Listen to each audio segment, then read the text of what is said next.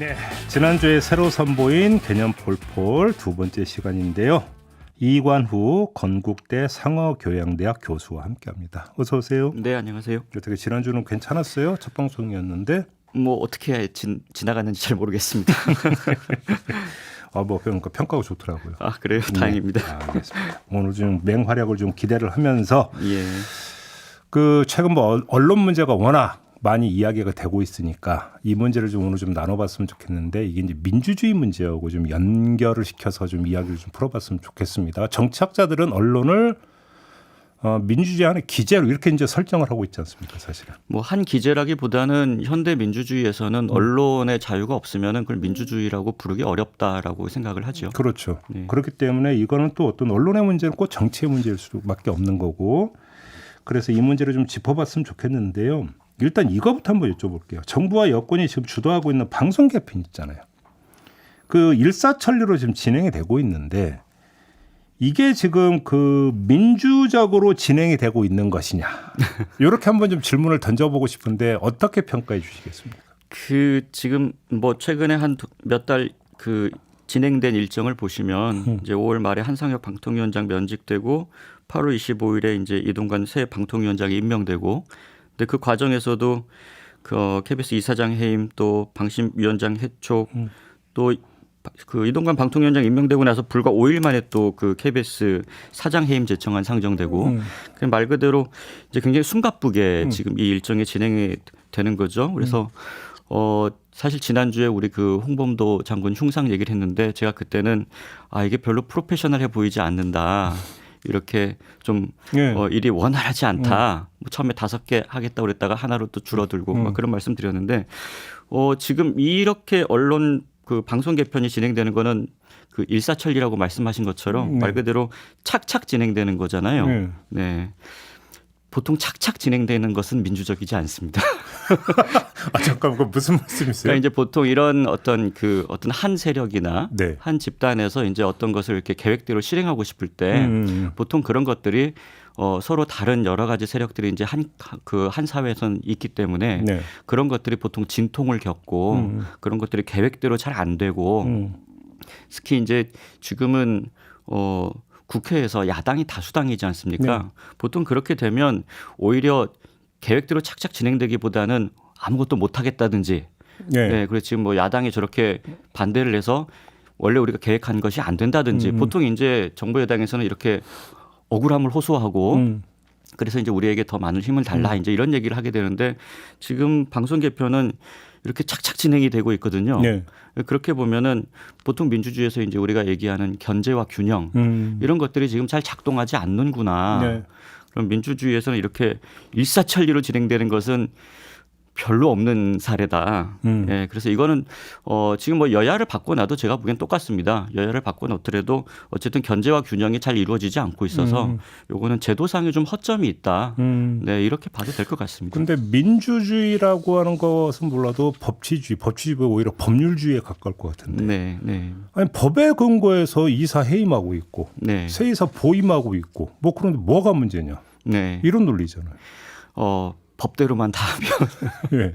네, 법대로만 다 하면 이제 어쨌든 그래서 법률적으로는 문제가 없다라고 보는 것이죠. 이제 그것도 물론 사법부의 판단을 받아봐야 되는데, 네, 나중에 가처분 신청 이거 다 들어가 있으니까. 네, 디테일은 확인해 봐야 되겠지만, 근데 사실은 법적으로 다 하겠다라고 하는 것이 이제 말씀하신 대로 법치주의냐 법률주의냐라고 하는 문제도 있고요. 뭐 그건 이제 자세히 들어가지는 않겠습니다만, 네네. 그런 부분에 있어서는 법으로 다 하게 되면 민주주의와 정치가 실종되는 네, 그런 경우들은 자주 있습니다. 오히려. 네. 법을 앞세우면 민주주의가 실종돼 버린다. 만약에 예를 들면 뭐 5대 4로 무엇인가를 다 결정할 수 있다. 다수결로 결정할 수 있다라고 만약에 되어 있으면 한 명만 더 많아도 모든 것을 다 결정할 수 있지 않습니까? 네. 그럼 당연히 소수의 의견이 한 번도 표출이 되지 못하는 거죠. 네, 그런 경우들은 우리가 흔히 볼 수 있죠.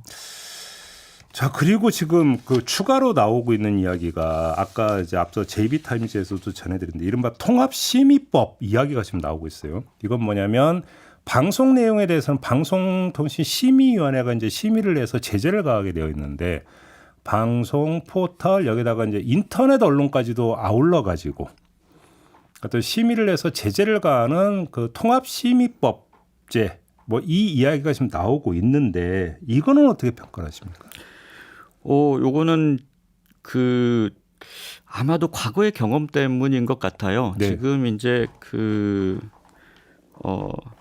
이동관 방통위원장을 포함해서 굉장히 지금 이 정부에서 언론과 관련된 많은 분들이 이명박 정부 때 분들이시잖아요. 네. 네, 이제 이분들이 당시 이명박 정부 때도 특히 이제 방송 메이저 언론 KBS, MBC, YTN 뭐 이렇게 해서 이제 사장도 교체하고 또 YTN 사장은 뭐 언론 특보를 지내 캠프에서 언론 특보 지낸 분 직접 가시고 뭐 이래서 굉장히 진통이 그때도 만만치 않았어요. 뭐 방송 3사 다 파업하고 MBC는 2번이나 파업하고 제가 그때 생생하게 기억하는 게 2012년에 제가 아주 유학 중이었는데 런던에서 올림픽 하고 있었거든요.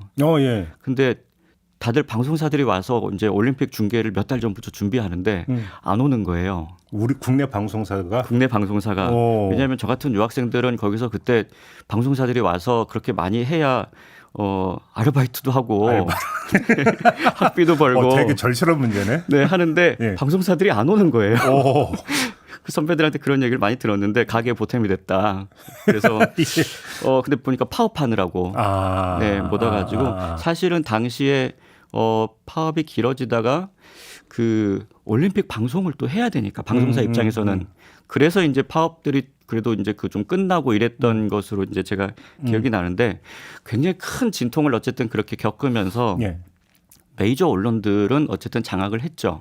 당시에. 근데 그럼에도 불구하고 여전히 굉장히 많은 어려움을 겪었거든요. 그래서 이제 그런 과거의 경험을 봤을 때는 메이저 방송사를 장악하겠지만 장악할 수 있지만 그거 가지고는 불충분하다. 그래서 굉장히 포괄적인 수준에서 이제 어떤 언론을 좀 관리하고 하는 것들이 필요하다라고 하는 이제 그런 경험 때문에 지금 이렇게 하는 것이 아닌가 그런 생각이 좀 듭니다. 그래요. 우리가 이제 개념 이야기를 많이 하니까 공정성이란 개념을 가지고 한번 좀 말씀을 좀 나눴으면 좋겠는데 이동관 방통위원장 취임사에서 공영방송은 정책 편향성과 가짜 뉴스 확산은 물론 국론을 분열시켜 왔다 이렇게 비판을 했어요. 그런데 공영방송이 공정성을 잃었다 지금 이런 거잖아요. 이 공정성이란 개념을 정치학자로서는 어떻게 해석을 하십니까? 그리고 어떻게 적용해야 된다고 생각하십니까? 언론에 있어서의 공정성이라고 하는 것은 사실은 정답은 없죠. 네, 정답은 없기 때문에 사실은 이 언론에서의 공정성은 우리 대통령께서 자주 이렇게 반복해서 강조하시는 자유민주주의에 입각해서 보면 다양성이죠. 다양성이다. 네, 다양성이죠. 그러니까 말 그대로 자유로운 어떤 상황에서 다양성을 가지고 서로 경쟁하는 것이죠. 서로 경쟁해서 그 과정에서 이제 예를 들면 뭐 어떤 외압이 있다든지 또 이제 우리가 심지어는 어떤 시장에 있어서의 어떤 규모에 따른 그런 어떤 영향까지도 시정하려고 상당히 방송에서는 많이 하지 않습니까? 그러니까 우리가 일반적으로 다른 어떤 시장 영역에서보다도 언론에서는 특히나 그런 어떤 어떤 다양성이 훼손될 수 있는 그런 것들을 보정하려고 굉장히 많이 노력을 하죠. 사실은 언론의 공정성이라고 하는 것은 누가 답을 정해놓고 이것은 공정하다, 공정하지 않다 이렇게 할 수 없는 문제이기 때문에 결과적으로는 얼마나 많은 서로 다른 의견들이 자유롭게 경쟁하고 공존할 수 있느냐 저는 거기서 나온다고 생각합니다. 그러면 윤석열 정부가 내세우는 공정성은 어떻게 평가하십니까? 그래서 저는 방통위원장 얘기 중에 방통위원장 얘기 중에 공산당 기관지 같은 언론이 있다. 이제 이런 얘기하신 거는 상당히 저는 좀 위험한 발언일 수 있다는 생각이 들더라고요. 지명받고 나서 기자들 앞에서 그런 얘기 했었죠. 그러면 만약에 그런 언론이 있다라고 하면은 그 과정 그런 어떤 실제로 예를 들면 그런 언론이 있다고 치더라도 그런 상황이 생기면 제도적으로 이것을 어떻게 개선할 것인가라고 하는 부분에 이제 많은 관심을 가져야 되는 것이 아니겠습니까? 그런데 오히려 어느 정부가 공산당 기관지처럼 이 언론을 이용했다라고 이제 판단한다면 그것을 제도적으로 해결해야 되는데 그러니까 우리도 좀 이용하자. 지금 이제 보기에는 그런 것처럼 보이거든요. 근데 좀 저는 그러니까 이 얘기를 들으면서 그냥 나열되었기 때문에 의례적인 나열이라고 생각할지는 모르겠지만 이게 좀 해부를 하면 이게 좀 그러니까 양립될 수 있는가라는 생각을 했던 게 공정성을 얘기를 해요. 그 가짜 뉴스를 이야기해요. 네. 근데 공정성이라는 이야기는 어떻게 성립이 되냐면 진실이 무엇인지 아직 가려지지 않았다라는 전제 하에서 성립되는 게 공정성 아닙니까? 네. 그렇기 때문에 어떤 이 다양한 부분에 있어서 진실의 흔적들이 부분적으로 묻어 있을 수 있기 때문에 공정하게 봐서 취합이 돼야 된다. 이런 차원으로 이해가 된다면 여기서 무엇이 진실이냐라고 하는 것들은 아직은 확정되지 않음을 전제로 하는 거거든요. 그런데 가짜 뉴스라고 하는 개념은 전실은 이것인데 진실과 다른 걸 지금 내놓았다라고 하는 것을 이야기하는 거잖아요. 네. 그러면 이 두 가지가 만약에 동시에 이야기된다면 가짜 뉴스가 중요하다면 공정성을 기해된다 말해야 된다는 이야기는 나올 수도 없는 거고. 네. 그렇지 않습니까? 논리적으로는 그 두 가지는 병립하기가 어렵죠. 그러니까요. 네. 네. 예. 그러면 가짜 뉴스로 아직 그러니까 확정적으로 뭔가를 규정할 수 없다고 한다면 공정성은 당연히 보장이 돼야 되는 거고 거긴 누구도 이의를 제기할 수 없고 그러면 그것이 설령 정부를 비판하는 목소리를 하더라도 경청을 해야 되는 게 그러니까 그 공직에 있는 사람들이 태도가 돼야 되는 거 아닙니까? 그러니까 기본적으로 언론에서의 어떤 그 가짜 뉴스와 공정성 문제는 사실은 뭐 정부 기관이나 또 특정한 어떤 뭐 별도의 기구가 있다고 하더라도 거기서 네. 전적으로 판단하는 것은 그 자체로 민주적이지 않은 것이고요. 예. 네, 말 그대로 언론이라고 하는 그 어떤 그 발신자의 이야기를 듣는 수신자들이 있죠. 그 사회의 그 어떤 구성원들이 네. 아 이런 것들은 공정하다 공정하지 않다라고 스스로 판단할 수 있다라고 하는 것이 그것이 사실은 민주주의의 정신이거든요. 그렇죠. 그리고 만약에 거기서 명백하게 이것은 사실이 아닌 것을 사실로 주장해서 다른 사람들에게 큰 해를 끼치거나 하는 부분이 있다고 하면 그래서 우리가 사법 절차를 가지고 있습니다. 네. 사법 절차를 가지고 있어서 거기서 아 이런 것들은 명백한 가짜 뉴스다. 그리고 이제 가짜 뉴스의 지금 기준들이 이렇게 어느 정도 정해져 있습니다. 국제적으로도 기준이 정해져 있고 국내에도 여러 판례가 있기 때문에 그런 것들을 통해서 저는 충분히 가짜 뉴스들을 걸어낼 수 있다고 생각하고요. 사실은 가짜 뉴스라는 말이 굉장히 권력을 가진 쪽에서는 좀 유혹이 있다고 그럴까요? 왜냐하면 나에게 비판하거나 나에게 좋지 않은 얘기들은 가짜 뉴스다라고 이제 얘기하고 싶은 네. 생각이 듭니다. 드는데 아마 그런 것들을 제어하고 싶은 또 유혹도 있는데. 그러니까 권력을 가진 자가 아직 진실이 확정되지 않았음에도 불구하고 특정 보도를 가짜 뉴스로 규정을 해버리면 그 자체가 공정성을 해치게 된다는 거잖아요. 역편향성이 나오는 거예요. 정부 편향성이라고 하는. 저는 그런 얘기를 할 수는 있다고 봐요. 네. 예를 들면 민간인이 예를 들면 뭐 언론학자라든지 네. 뭐 이제 꼭 뭐 언론학자가 아니더라도 네, 어느 시민이든지 누구다든지 그런 얘기를 할 수 있다고 생각합니다. 방통위원장이 그런 얘기하면은 네. 저는 적절치 않다고 생각합니다. 그것은 이제 방송을 말 그대로 관리 감독하는 그런 이제 위치에 있는 사람인데 그런 분이 만약에 그렇게 발언을 한다고 하면은 당연히 영향을 받을 수밖에 없지 않겠습니까?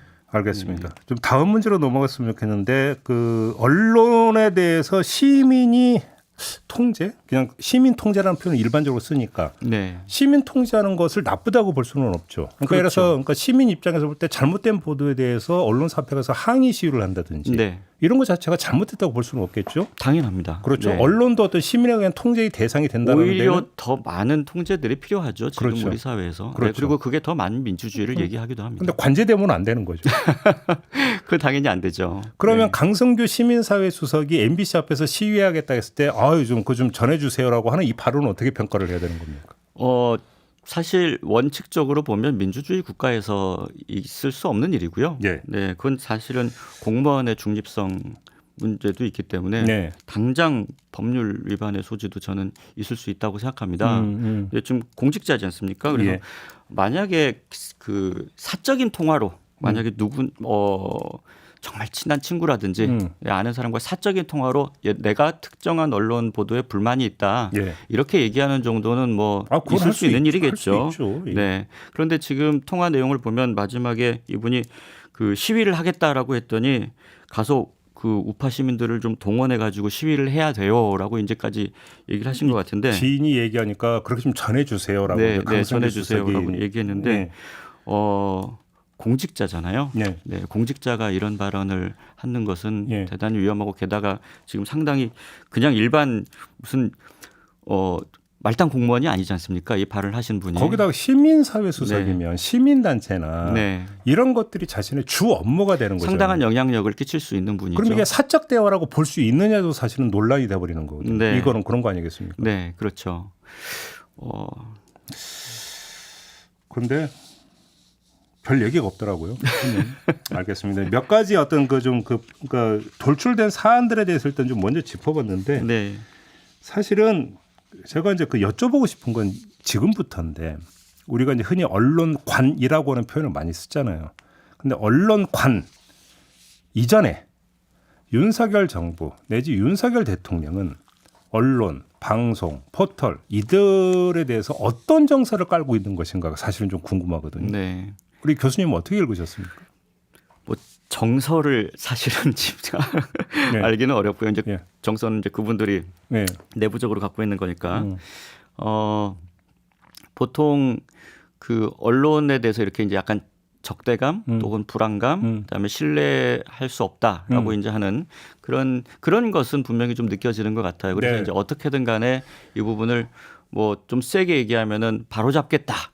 이제라고 하는 이제 그런 굉장히 강한 신념들을 여러 어떤 그 대통령을 위시해서 분들이 그런 모습을 보여주고 있죠. 네. 그러니까 윤석열 대통령이 국민의힘 연찬회에 가서 1 더하기 1을 100이라고 하는 사람들과 싸울 수밖에 없다라는 발언을 했어요. 네.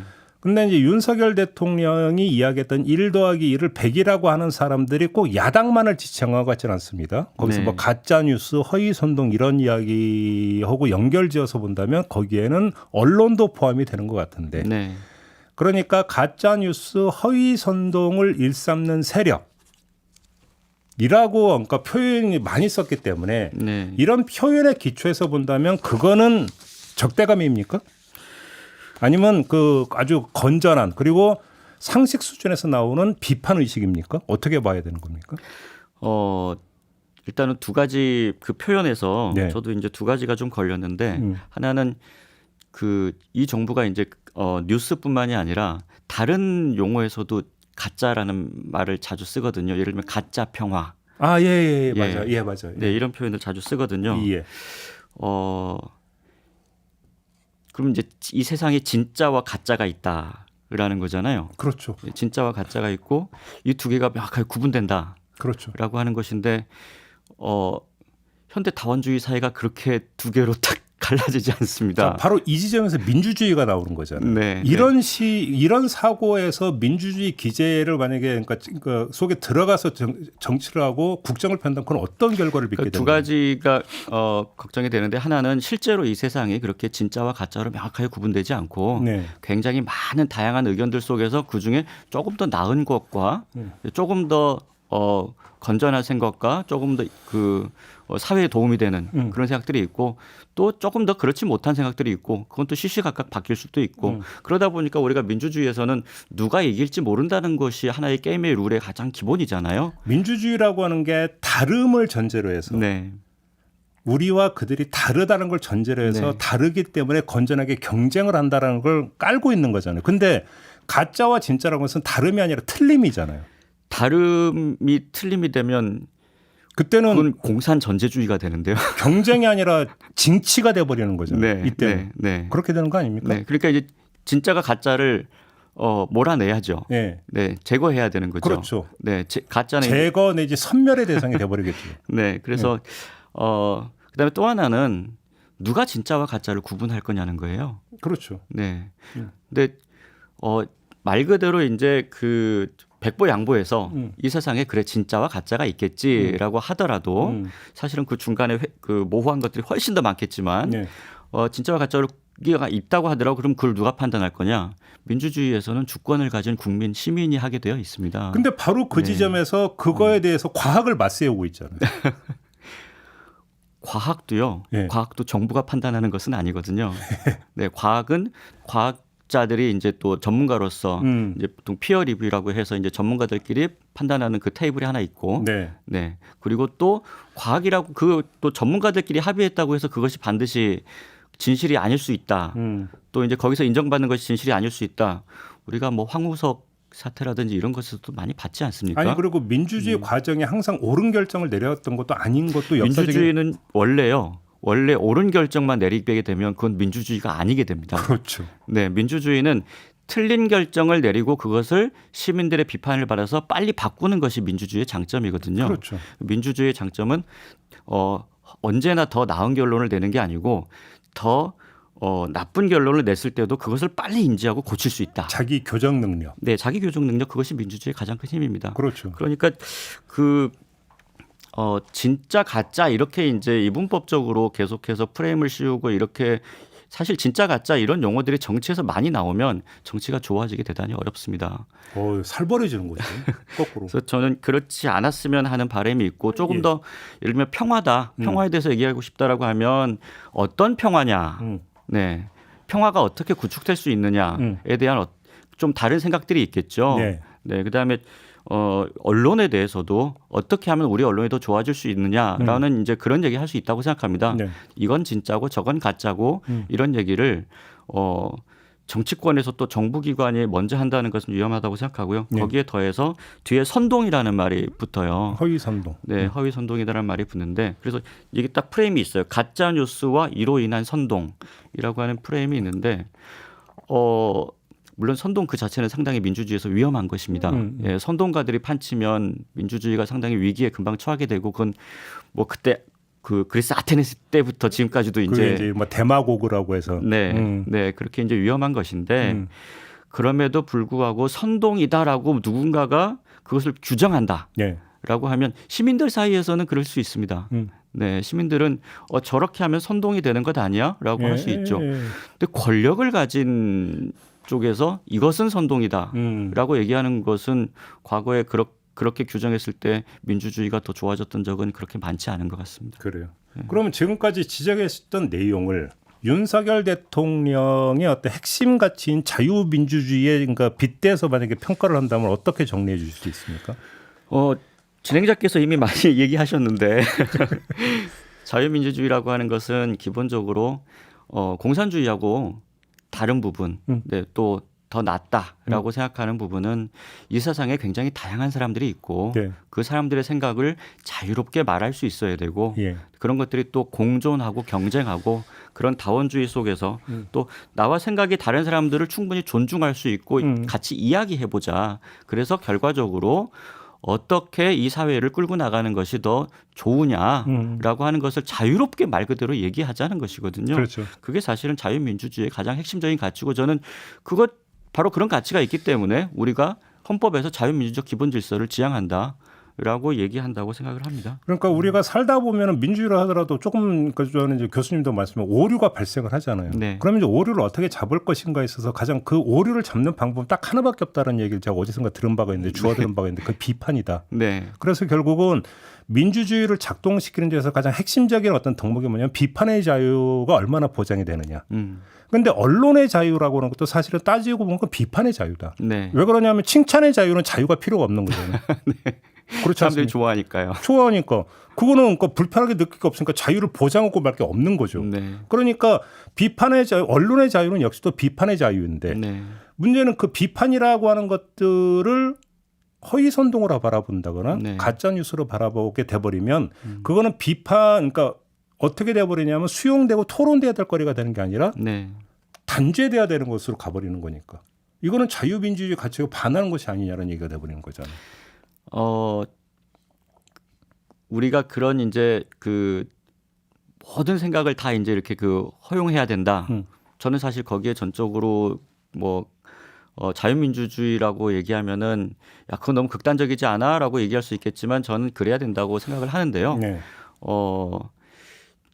만약에 그런 부분에 있어서 정말 허위 선동이 있거나 가짜 뉴스가 있거나 할 수 있다고 생각합니다. 할 수 있는데 많죠 사실. 예, 사실 근데 민주주의는요 그런 것들이 시민들의 말씀하신 건전한 비판 능력에 의해서 충분히 걸러줄 수 있고 만약에 거기서 더 문제가 생기더라도 우리가 많은 여러 가지 사법 절차라든지 그런 걸 가지고 있습니다. 그런 것들이 있기 때문에 우리 헌법에 언론의 자유, 사상의 자유 이런 것들이 다 있는 것이고요. 만약에 그런 것들을 우리가 제재하고 싶다면 법률에 의해서 하게 되어 있고 사법 절차가 있고 근데 만약에 그런 것들을 좀 그런 것들이 부족하도록 하면은 저는 추가적인 입법을 하면 된다고 생각하지만 기본적으로 우리 헌법 정신에 있는 그런 언론의 자유와 사상의 자유를 조금 더 어떻게 하면 더 민주주의적으로 발전시킬 수 있을 것인가 그런 오류 가능성 자체를 완전히 없애고 네. 오류 가능성이 없어지면 저는 말씀드리고 싶은데 대통령님께서 그렇게 싫어하시는 공산 전체주의가 됩니다. 그러니까요.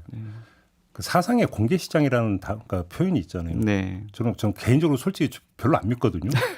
그렇게 그러니까 이 사상의 공개 시장에서 결국은 끝내 진리가 승리하리라. 네. 과연 정말 그럴까? 약간 좀 회의적이긴 한데 네. 솔직히 말씀을 드려서 네. 그럼에도 불구하고 그 공개 시장이라고 하는 단어는 수평적 비판을 허함으로써 네. 스스로 어떤가 잡아낼 수 있도록 하는 부분에 대해서는 동의를 하지만 네. 힘을 가진 권력이 거기에 개입해 들어가서 감별을 해버리는 순간에는 이것은 네. 왜곡되어 버린다. 네. 이것만은 분명한 사실 아닙니까? 자유민주주의도 민주주의니까요. 네. 민주주의 제가 앞서서 아마 오늘 첫 번째로 답변 드렸던 얘기도 그런 비슷한 맥락이었는데 민주주의에서는 원래 분명한 게 없고요. 그다음에 민주주의는 그렇게 착착 진행되지 않고요. 민주주의에서는 진짜와 가짜가 그렇게 분명하지 않습니다. 누가 그러죠? 민주주의는 시끄러운 거라고. 민주주의는 시끄럽고 혼탁하고 좀 어지럽고 그렇죠. 그리고 옆길로 잘 빠집니다. 네. 그런데 독재와 민주주의가 다르고 민주주의가 더 나은 것은 뭐냐면 독재는 옆길로 빠진 다음에 이 길이 원래 길이다라고 주장하면 다른 사람들이 말을 못해요. 그렇죠. 그래서 한참 그 길로 갑니다. 그리고 돌아오기 되게 힘들고. 그렇죠. 네, 그런데 민주주의는 독재보다 사실은 옆길로 더 자주 빠집니다. 그런데 주변에서 야, 그 길 아니야, 그 길 아니야 라고 얘기 듣고 또 다시 돌아옵니다. 이 길이 아닌 게 배워. 그렇죠? 네, 그래서 독재는 일직선으로 쫙 빨리 갑니다. 민주주의는 그렇게 가기 어렵죠.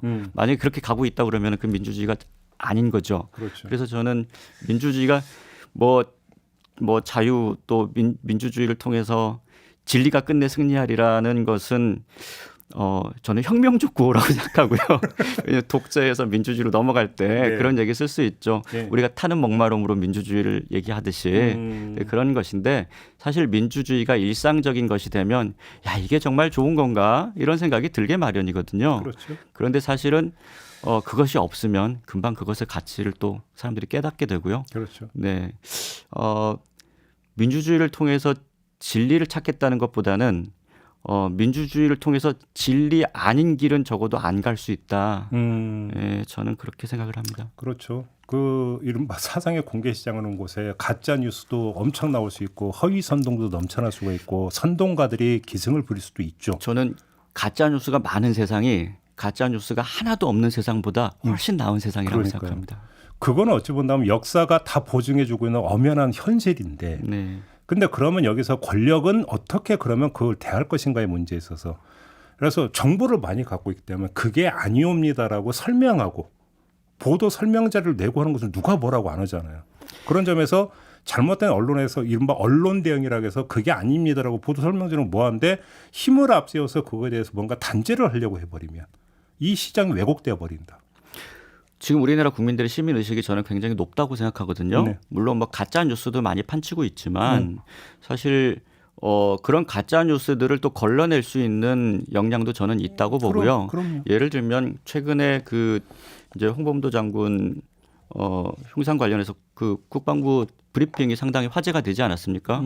만약에 거기서 저는 반대로 기자들이 여러저런 질문을 했는데 국방부 대변인이 대단히 딱 부러지게 팩트에 기반해서 그런 것들을 쫙 반박했어요.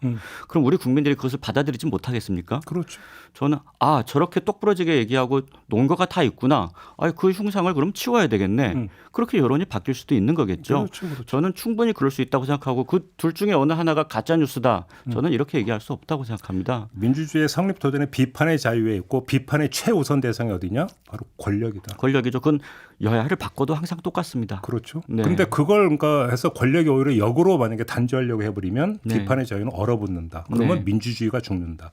이런 이야기가 돼버리는 거겠죠. 민주주의가 죽고 정치가 죽고 나중에는 그 국가가 어려워지겠죠. 그렇죠. 네.